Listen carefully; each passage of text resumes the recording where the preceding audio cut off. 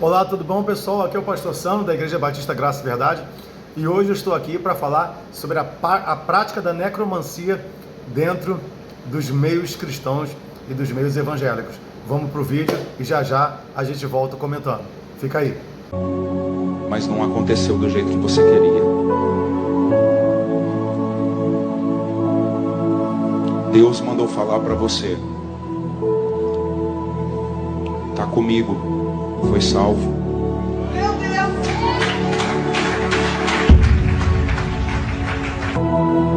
Foi obra de macumba sobre enfermidade, viu? Amém? Enfermidade. A distância.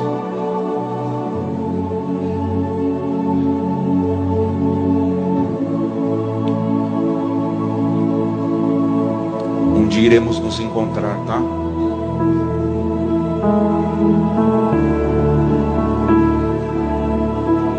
Dá o último abraço, mãe. Dá o último abraço, mãe. Eu sou ele. Porque eu vi a obreira abraçando, Deus falou assim: não, é um homem, não é uma mulher que tem que abraçar. Cura ela, cura, cura, cura, cura, cura, cura. Eu vejo o nome Jefferson. Abraça ele. Eu te amo, mãe. Cura, cura, cura, cura. Bom, lá, pessoal, um vídeo aí que bombou aí nas redes sociais, recebi de algumas pessoas no Instagram. Eu queria fazer alguns tipos de comentários, alguns comentários a respeito desse vídeo. Bem, a gente não pode afirmar de fato se esse pastor, algumas pessoas saem em defesa desse pastor, por conta de dizendo que ele não praticou a necromancia. Não sei quem é esse pastor, não procurei pesquisar o seu nome, o vídeo veio solto para mim, mas eu quero comentar algumas coisas. Primeiro, as incoerências que tem no vídeo, né? Primeiro ele fala como se fosse ele falando, depois ele fala como se fosse Deus falando, depois ele se dirige à mãe como se fosse o filho falando, uma confusão ali de personalidade. A gente pode achar que esse pastor está dando um golpe fatal ali naquela mãe sofrida que perdeu o filho há algum tempo, mas há algumas coisas que a gente precisa analisar, ok? Independente se é mau caratismo ou não, uma vez eu ouvi uma frase que diz que Deus não quebra princípios para cumprir propósitos, e essa frase ela é bastante coerente, porque Deus não tem compromisso com os meus sentimentos, Deus não tem compromisso com os meus desejos. O compromisso de Deus é com a sua palavra, ele vela pela sua palavra para fazê-la cumprir. E sendo picaretagem ou não, o que esse pastor fez, é óbvio que fica ali caracterizado um momento em que aquela mãe se desmancha nos braços desse pastor, acreditando de fato estar falando com o seu filho. Somente quando ele fala assim: me abraça, mãe, eu sou ele, mãe. Por mais que não seja, é algo que eu acredito sinceramente, mas naquele momento é algo que aquela mãe acredita, e ela desaba ali diante daquele pastor. Algumas pessoas podem achar, nossa, covardia, tripudiar do sentimento dessa mulher, mas a gente também vai comentar isso aos poucos. Bem, quando eu estive de frente para esse vídeo, não teve como não lembrar de alguns princípios bíblicos que foram quebrados ali nessa igreja, se é que nós podemos chamar de igreja. E nem adianta vir com a conversa de que essa igreja pratica obra social, porque isso não quer dizer absolutamente nada. As falhas bíblicas não são justificadas por obras sociais de igreja. Não somos salvos pelas obras. Na verdade, as obras só nos igualam a todo mundo. Então eu posso ser uma pessoa caridosa, posso ser uma pessoa que tenha práticas sociais, mas o candomblé pode ter, o espiritismo pode ter, o ateu pode ter, o governo pode ter. Então, defender a genuidade da prática do evangelho de uma igreja pela perspectiva da ação social é um engano. O que a gente precisa analisar é o princípio bíblico. Se a igreja não tem práticas sociais, isso é uma outra discussão. Mas a gente não pode justificar as falhas teológicas e heréticas de uma igreja simplesmente pelo fato de que ela dá comida para pessoas em situação de rua ou distribui cestas básicas. Isso aí só nos coloca em pé de igualdade a qualquer outro tipo de grupo social, grupo religioso, ou grupo, ou partido, ou governo. Bem, de cara, é necessário lembrar aqui que a Bíblia expressa claramente a reprovação e a condenação das pessoas que praticam necromancia. Necromancia são duas palavras, né? Que vem de necros, que significa morte, e mancia, que é mantia, que vem falando sobre a adivinhação. Esse texto está lá em Deuteronômio 18:11, dizendo que é condenado a pessoa que pratica a consulta aos mortos. Não tem como a gente também não lembrar, diante desse vídeo, daquele episódio de Saul com a bruxa de Endor, quando ele, no momento de desespero, quer conversar com o profeta Samuel. Algumas pessoas ficam em dúvida a respeito se era realmente Samuel ou não, mas vale a pena a gente lembrar o texto lá de Samuel, capítulo 28, a partir do versículo 14, que quando aquela mulher fala para Saul que ela vê um homem subindo da terra, e ela começa a descrever aquele homem, o texto vai dizer que Saul entendeu que era Samuel. E é isso aí, a gente vê que isso pode ser praticado em outras religiões, que o diabo ele pode vir transfigurado em forma de um anjo de luz, ou com as características que você quiser. Então o fato de alguém falar, não, olha, eu fiz isso, eu era isso, acabou. Ele tem essa capacidade de se transfigurar na forma que ele quiser. Uma coisa que a gente precisa entender é que Saul entendeu que era Samuel. E Samuel ali lança uma profecia, né? Aquele espírito que está conversando com Saul lança uma profecia, e há algumas falhas temporais ali, mas eu acho a grande questão que a gente pode se ater a essa consulta de Saul com o suposto espírito de Samuel ali diante daquela bruxa, é a palavra daquele espírito que se apresenta como Samuel para Saul, porque ele vai dizer, ele lança juízos da parte de Deus, fala do erro de Saul, e ele vai dizer, olha, hoje mesmo você e mais tantos outros estarão comigo. Bem, diante do fim trágico de Saul, diante de como Saul tirou a sua própria vida, diante de como Saul afastou-se de Deus, diante da afirmação bíblica que Deus já havia reprovado Saul, essa palavra do próprio Deus ao profeta Samuel, não tem lógica nós acharmos que de fato aquele espírito era Samuel, quando na verdade aquele espírito vai dizer, olha, vocês vão vir e ficar juntamente comigo. É pouquíssimo provável que Saul tenha sido salvo e que ele passaria a eternidade juntamente com o profeta Samuel. Outra questão que a gente precisa avaliar também é que, ainda que isso fosse possível, e se fosse possível, seria reprovado pela Bíblia, condenado. O texto de Deuteronômio que nós estudamos fala sobre isso. É totalmente proibido, é condenável a prática da necromancia por parte dos cristãos. Agora a gente precisa entender se isso é possível. No texto do Evangelho de Lucas, capítulo 16, a gente vai ter a passagem da parábola do rico e do Lázaro. E o que nós teremos ali? Teremos a figura do rico, que foi condenado ao inferno, e diante daquele sofrimento, há o diálogo dele ali, pedindo para que o seu sofrimento fosse abrandado, pedindo que o socorro ali de Lázaro, mas há um pedido de que ele volte para falar com seus familiares. E a palavra de Jesus Cristo é que essa possibilidade era impossível, porque se eles não ouviam aqueles que de fato deveriam pregar para eles que eram os vivos, eles não dariam crédito aos mortos. Então o que de fato é aqui, é que há negação total a respeito de Jesus Cristo, dessa comunicação dos mortos com os vivos.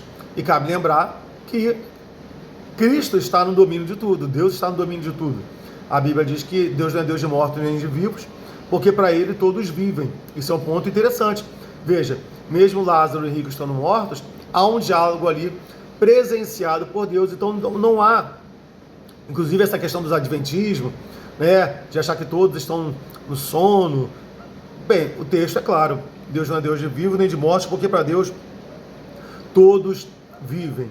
Então, é muito difícil, porque quando a gente olha para esse vídeo e a gente vê aquele pastor falando, não, Deus falou assim, olha mãe, está comigo, foi salvo, né? O anseio daquela mãe de saber do futuro do seu filho, e aí depois ele fala assim, ele foi morto por obra de feitiçaria. Olha, não tem sentido nenhum biblicamente.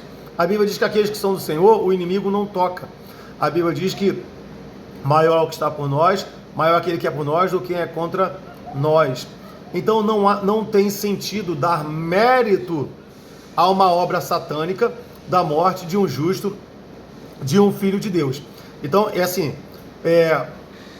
é claro aí que fica clara a questão da mentira e da má intenção desse líder religioso, cujo qual a gente não sabe o nome, que tem essa prática da necromancia dentro da igreja. Bem, em relação à mãe, precisamos ter pena e é de cortar o coração. Você vê ali a mãe acreditando que de fato está falando com o filho, está conversando com o filho no pós-vida, né? No momento em que ele está morto.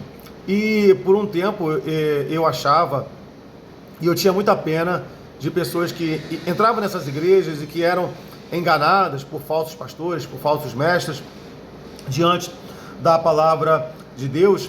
Mas se a gente se ater para o que a palavra diz em João 15, versículo 3 ao 5, o Evangelho de João, Jesus vai dizer que nós somos limpos pela palavra. Então ele nos limpa, ele nos aperfeiçoa pela palavra. Somos esses ramos que são limpos pela palavra. Pessoas que caem no engano desses pastores, caem porque desprezam a palavra de Deus. Porque não precisa ser um teólogo, é só ser um membro frequentador de uma escola bíblica dominical e já saberia que esse pastor está sendo mal intencionado, ou se ele não é mal intencionado, ou ele estava ali sendo usado por um espírito maligno e enganador. Então, o que há hoje é uma carência da palavra de Deus. Na verdade, as igrejas neopentecostais, elas se valem de uma autoridade em que a igreja católica se vale, porque a igreja católica não é que ela despreze a Bíblia, mas ela coloca em pé de igualdade, por exemplo, a tradição, a autoridade papal e as escrituras. O meio neopentecostal, eles se valem de uma autoridade em que a palavra do pastor tem peso maior ou equivalente às escrituras. Para a igreja cristã histórica, oriunda da reforma protestante, isso não tem nenhum sentido. Não há peso.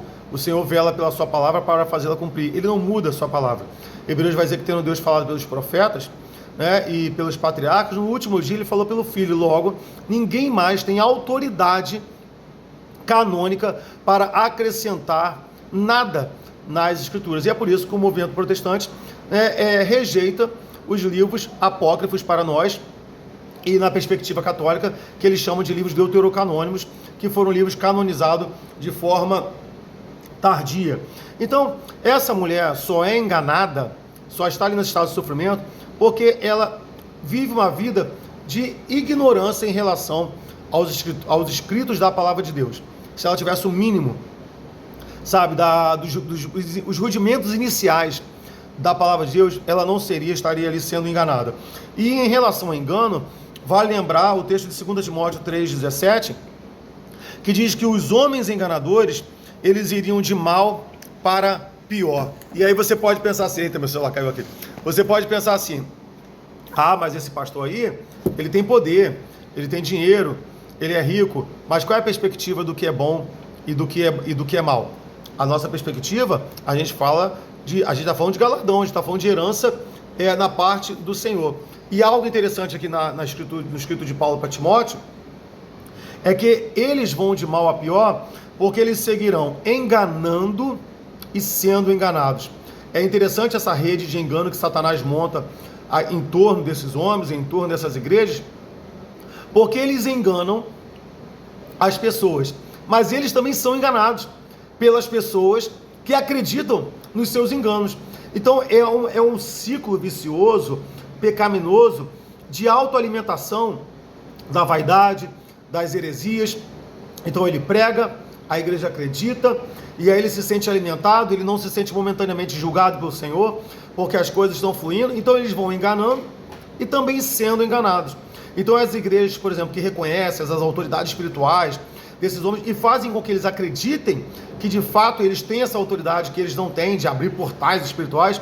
Eles estão sendo enganados pelas pessoas que eles enganam. Isso era muito parecido, por exemplo, na cultura egípcia, quando aqueles faraós, eles se apresentavam como deuses e eles acreditavam de fato que eles eram deuses. É óbvio que eles não eram deuses. Lembra daquele filme 300 do Rodrigo Santoro, quando ele toma aquela lança e ele fica perplexo de que ele sangrou? Bem, a ideia é essa. Eles acham que são deuses e aí as pessoas que são subalternas a elas aceitam esse domínio e aí eles passam a acreditar que de fato são deuses e aí Satanás vai enredando suas vidas. E a questão, para a gente finalizar esse vídeo que já está ficando grande, é que 2 Timóteo capítulo 4, versículo 3, vai dizer que nos últimos dias as pessoas não suportariam a sã doutrina.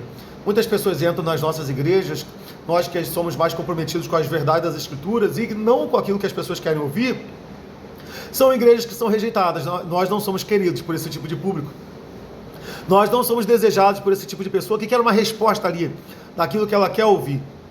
E o apóstolo Paulo vai dizer, nessa segunda carta de Timóteo, que essas pessoas sentiriam incômodo, tal qual uma coceira nos ouvidos e juntariam mestres para si mesmo. E ele explica o que são esses mestres para si mesmo. São mestres que ensinam segundo o desejo do coração daqueles que buscam o ensino. Sabe essa ideia desse coach? Não, eu quero enriquecer, eu vou atrás de um cara que me traga a palavra de enriquecimento.